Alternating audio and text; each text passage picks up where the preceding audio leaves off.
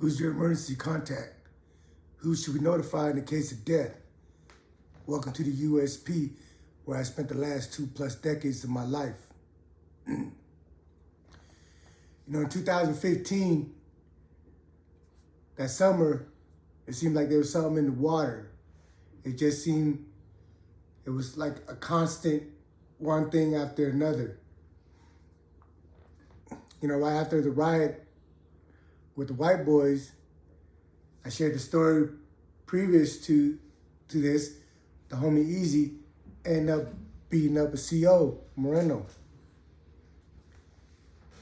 A lot of the homies started getting shipped out, going to the SHU, getting shipped out. It was written on the wall that our time in Atwater was up. We were locked down. When me and Bryce was locked down, they had a couple of COs came to our cell.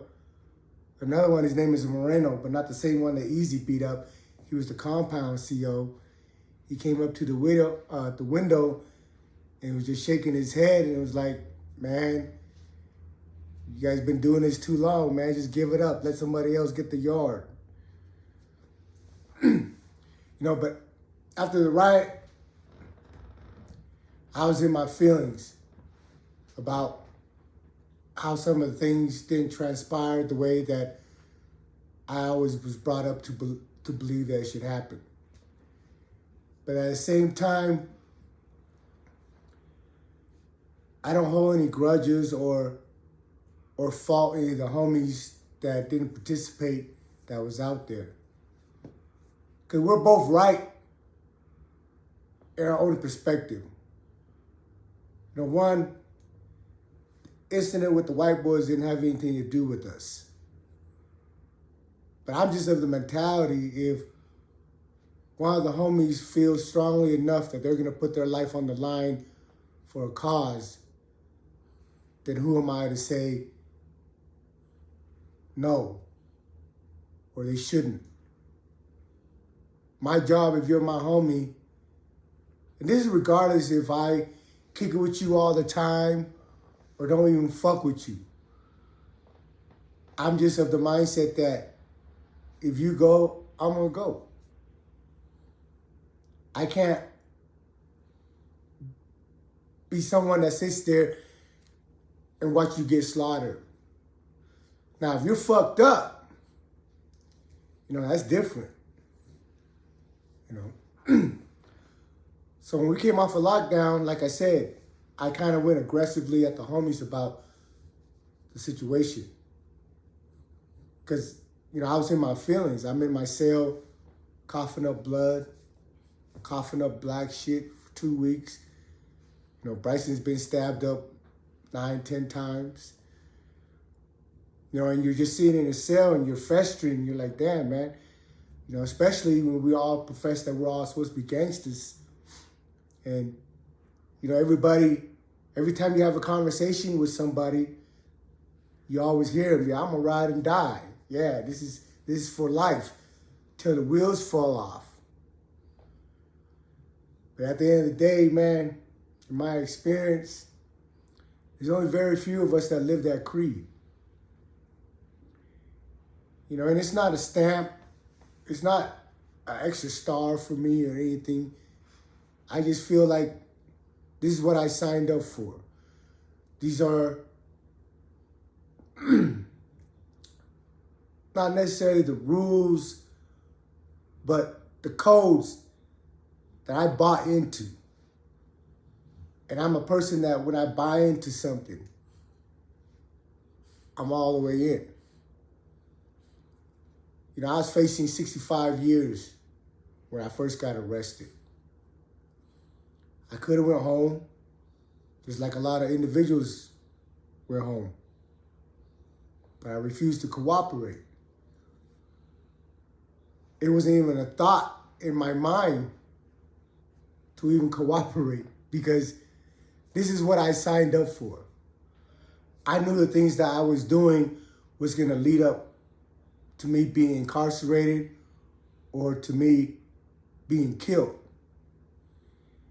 And in my young, ignorant mind, I was okay with that. You know, as far as being okay being locked up and being okay getting killed. I was okay with that. You know. You know, the choices I've made throughout my life cost me a lot of my life. Cost me a lot of my freedom. Some people ask me, hey, do you regret these things? If you can go turn back the hand of time, would you do some things different? My short answer is no. Because I believe life is a journey of experience, an accumulation of experience. If you don't know adversity, how do you grow? Yeah, maybe I didn't need to have such extreme adversity and such extreme condition to become the individual that I am today. But who knew? But who knows? So for me, being out here now, having a conversation with you guys is just, like I always emphasize, it's not for me to glorify anything that I'm doing or anything that I've been through or to pat myself on the back. It's just to let people know the reality that exists in there. You know, you always hear me repeat, when we're behind that wall, we're literally behind enemy lines. And there's nobody that you can trust 100% outside of yourself. And some people in their cave and trust themselves. So it's a fucked up situation. You know, when we came off of lockdown, for lack of better words, I got demoted. You know, but one, I never claimed the title of being a spokesman for my homeboys, for the Asian Islander. I never sought out that title. I never relished in it. Just through the circumstances of everything that's transpired throughout the course of my year, the homies put me in that position. It wasn't like a community vote that we came together and said, oh yeah, Mason's gonna speak for us. It was just through our daily routine, every time a situation arises, they always sought me out to mediate it. So it was just kind of an understanding that, hey, Mason will deal with the politics that involves the Asian Islanders. Trust me, I have a hard enough time doing my own time. I'm kind of a loose cannon at times. I'm irresponsible. I'm prone to emotions. I have a hard enough time doing my time. But also, when I was put in this position, it kind of tapered my temperament down. It kind of made me be more conscious of everybody around me because a responsibility was put upon my shoulder, unasked for. You know, I tell people all the time, when you meet somebody and the first thing that comes out of their mouth when they introduce themselves to you is, oh, I'm so-and-so shot caller, stay away from that individual. Because that individual doesn't understand, he can't comprehend what all that entails. When you're a spokesman for someone, you're a civil servant. Your personal feelings, your personal agenda doesn't apply no more. Every decision you make has to be for the betterment of the whole. It's really a burden, especially in there. I mean, we're not an organized gang. I don't collect taxes from the people around me. Like other shot callers that are from different prospective gangs, families and stuff, they get tributes, dues, taxes, where everybody that's under them looks out for them, pays them issues or whatever. I'm practically pro bono. You know, I'm just there. I take all the responsibility. I take all the criticism and none of the rewards. You know, so when we came off of lockdown, we had a little meeting amongst the homies. We had a discussion. And some of the homies was like, hey man, we can't We can't follow you. You can't lead us. You're going to get us killed. You know, I got my feelings. I'm like, how am I going to get you killed? Shit happens all the time. Every single day, shit happens. When the deuces go off, you get your back up against the wall. Get in your stance. And then when in doubt, you just keep your limbs moving. You don't wait for someone to come and get you. If you know there's an issue with this race, with this gang, the best way to protect yourself is to be on the offensive. You know, but they had an issue with me and Bryce jumping in on another racist situation. But for me, I didn't see it was another race situation. I see it was the homie that's standing with his cousin. But outside of that, a lot of them white dudes out there that play on my poker table, that ran on my poker table, those are my friends. And for me, politics is for do boys to keep themselves in line so you don't crash everybody.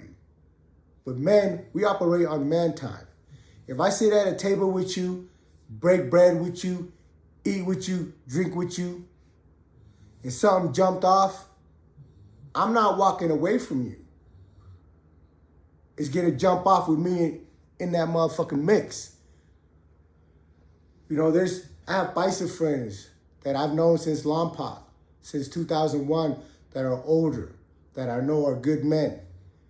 And if something were to happen in another group, regardless if some more Mexicans or some whites or some blacks wanted to bring them a move, and I'm there, no, it's one thing for me to go and insert myself in someone's politics or try to run across the yard and try to be some type of captain.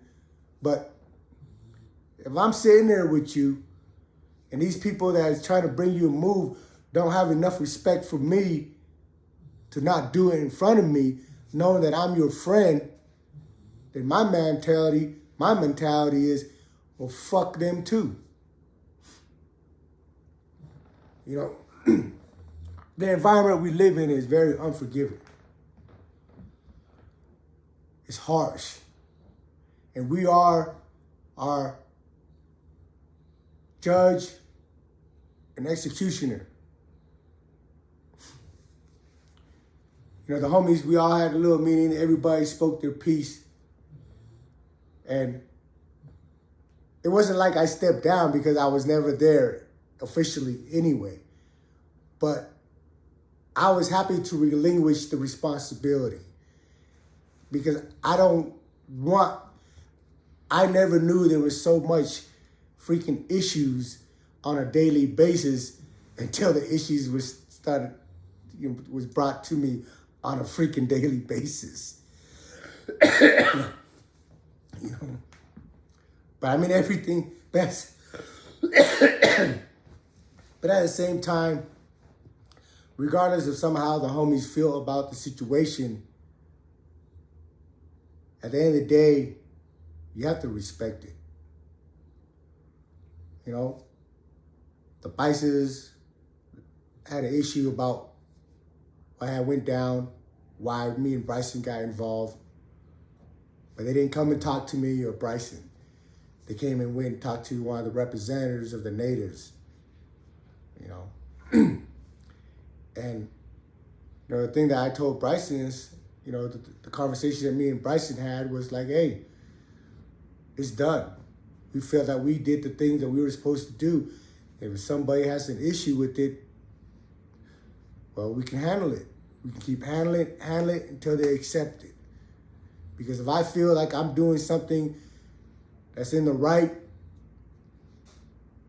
there's nobody, I don't give a fuck how many you got, can tell me any different. You know, but I'm grateful that through the course of my time that I've been able to survive these situations, and that regardless of how people feel about some of the decisions that I've made, they've always respected it.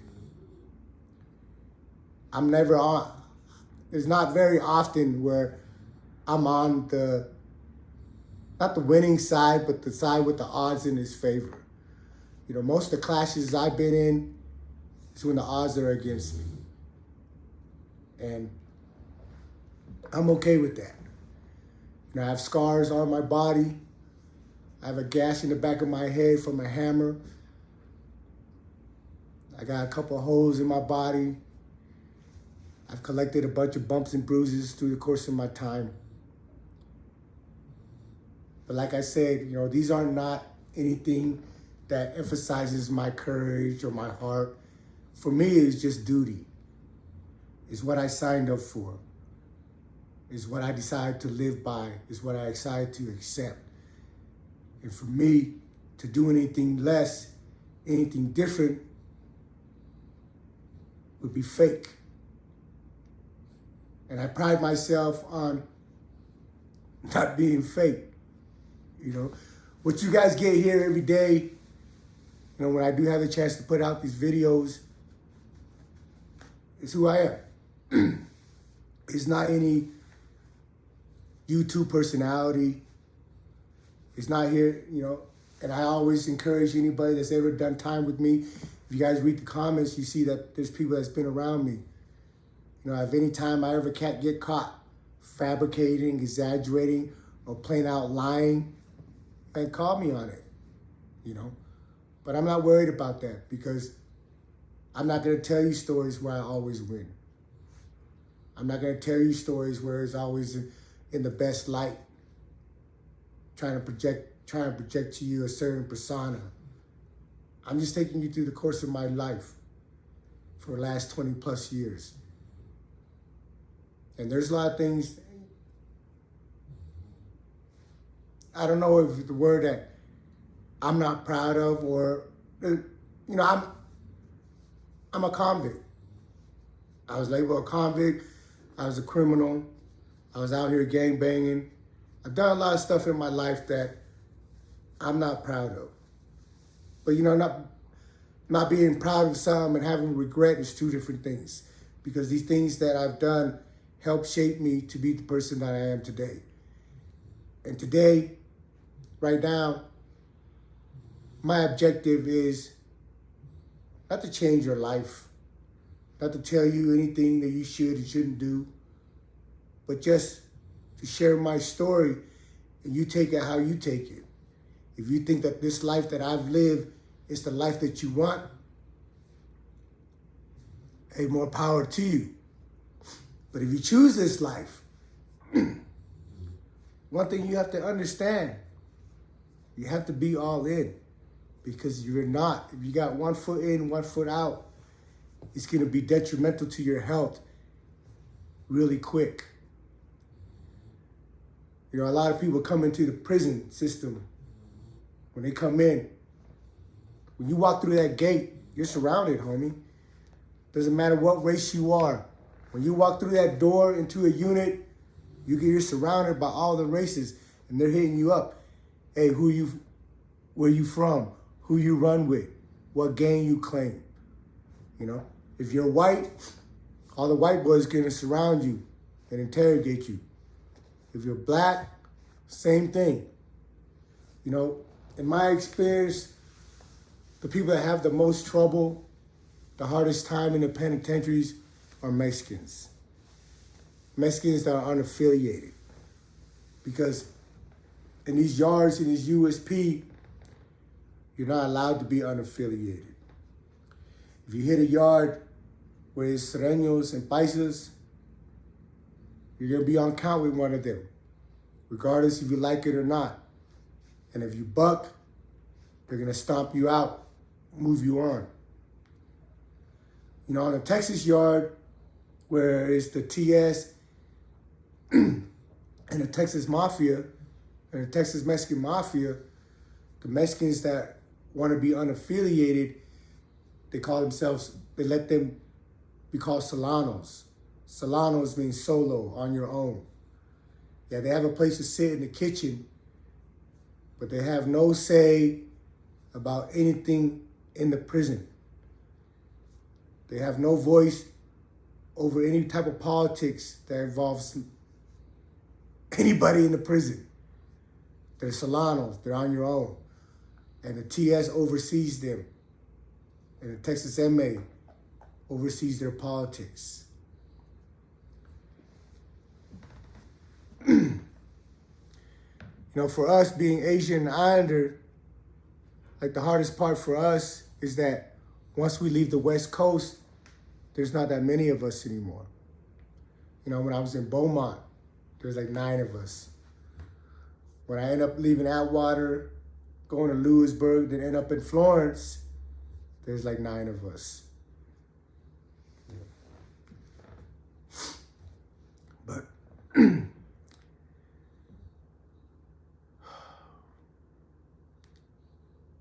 like just thinking back through those times, it's not easy. You know, in this upcoming week, I'm going to share with you the events that caused me to leave Atwater and end up in a smooth program. And for some reason, it seemed like there was something in the water that summer, because one after another, shit start popping off. So I know maybe this episode wasn't as exciting as the one previous, but I promise you, you're going to be entertained in the next few days. Welcome to the USP.